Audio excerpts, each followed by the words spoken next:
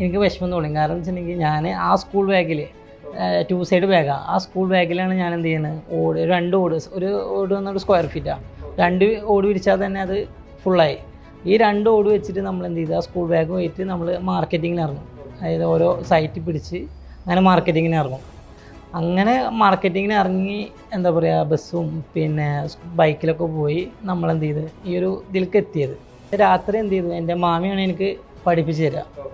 അപ്പോൾ ഞാൻ എന്ത് ചെയ്ത് മറ്റേ പാർട്ട് ടൈം പോലെ ഞാൻ പഠിച്ച്, പാർട്ട് ടൈം ജോബല്ല, പാർട്ട് ടൈം പഠിപ്പ്, പാർട്ട് ടൈം പഠിപ്പും. അങ്ങനെയാണ് ഞാൻ ഈ ഒരു ഇതിലേക്ക് എത്തുന്നത്.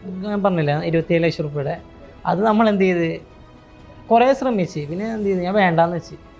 27 ലക്ഷം രൂപ നമുക്ക് വേണ്ട, 0 എന്ന് തുടങ്ങിയല്ലേ, 27 ലക്ഷം രൂപ നമ്മൾ വേണ്ടാന്ന് വെച്ച് തിരിച്ച് വരണം എന്ന് വിചാരിച്ച് ഞാൻ എന്ത് ചെയ്ത് വീട്ടുകാരെ സ്വപ്നമൊക്കെ പണയം വെച്ച് ഒരു 10-35 ലക്ഷം രൂപ പണയം വെച്ച് ഗ്രാമീണ മേഖല കൊണ്ടുപോയി പണയം വെച്ച്. അത് കഴിഞ്ഞ്